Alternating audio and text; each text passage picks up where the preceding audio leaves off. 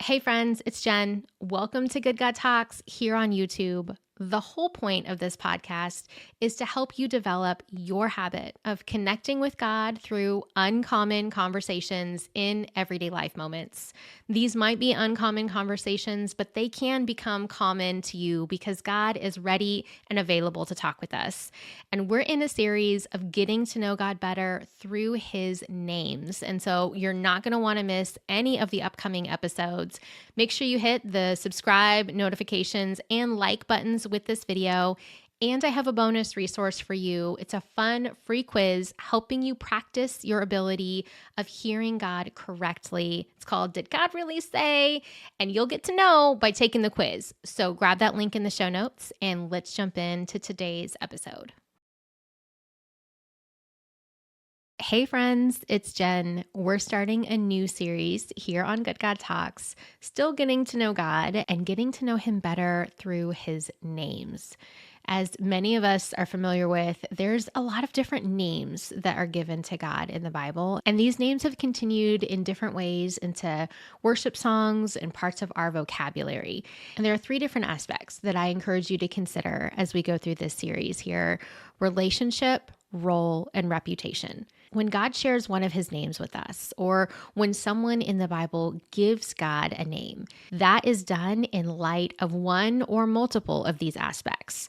It's demonstrating an aspect of relationship, of closeness and proximity, and the intimacy of experiencing God in a certain way. It also speaks to the role that that person got to experience God playing in their life, and how he cared for them, and how he used his power and his strength for their good. It also speaks to his reputation, similar to how we talk about someone's reputation preceding them. That's what we're talking about in these names of God. I'm actually going to take 2 episodes to explore each of God's names that we're talking about in this series. This is by no means an exhaustive list, but we're going to take the first episode to look at when that name is introduced in the Bible and to pay closer attention to the person who was interacting with God at that time. God had something he wanted to speak to each of them. God had a way he wanted to show up in their lives.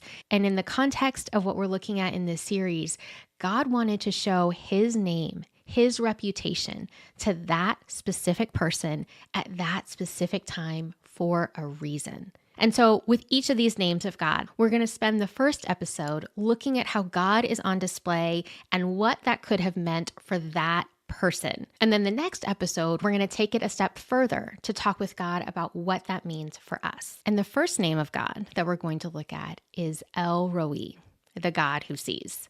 I'm going to read for us from the story of Hagar, which is recorded in Genesis chapter 16. And I'm actually going to give you our question for today before I read and then again at the end, because we're practicing looking for God on display and looking for what this would have meant for the person, in this case, Hagar, as she interacted with our living God. Abram and Sarai are not yet named Abraham and Sarah. And as a couple, they were barren. They had no children, even though God had already told them that he was going to make Abram into a great nation. Taking matters into her own hands, Sarai offers her servant Hagar to Abram with the hopes that she would be able to bear children through Hagar. And this was not the way that God told them that this promise would be fulfilled. Hagar becomes pregnant. And when she does, she begins to treat Sarai with contempt.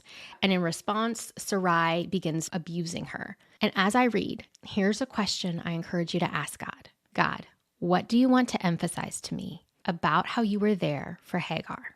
So picking it up in verse 7, the angel of the Lord found her, Hagar, by a spring of water in the wilderness, the spring on the way to Shur. And he said, Hagar, servant of Sarai, where have you come from and where are you going? She said, I am fleeing from my mistress Sarai. The angel of the Lord said to her, return to your mistress and submit to her. The angel of the Lord also said to her, I will surely multiply your offspring so that they cannot be numbered for a multitude. So she called the name of the Lord who spoke to her, you are a God of seeing. For she said, truly, here I have seen him who looks after me. The phrase, the angel of the Lord, that we see here in verse 7 is considered by many theologians to be a theophany, which is a physical manifestation of God before Jesus was born on earth as a human. So we're in Genesis, a long time before the New Testament.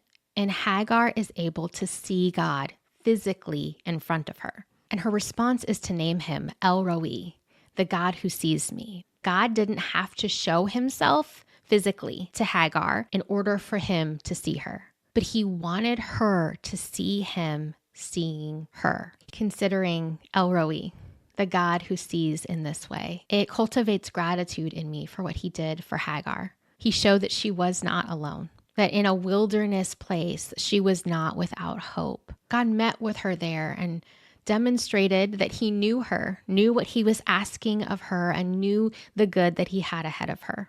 If I picture Hagar like she was my friend, someone I knew and loved who was on the run because she was being abused and mistreated in a time where she could have felt alone and in despair. And God showed up for her physically, tangibly, to show her that he saw her, the one who others had discounted. That brings such gratitude in my heart. And each time we do this, when we notice God as the main character of the story, when we reflect on how he shared himself with the person or the people who were there, it grows our awareness of him. It grows our awe of his good reputation, and it allows us to know him better. And so here's that question one more time as we close out the episode. Keep talking with God about this. God, what do you want to emphasize to me about how you were there for Hagar?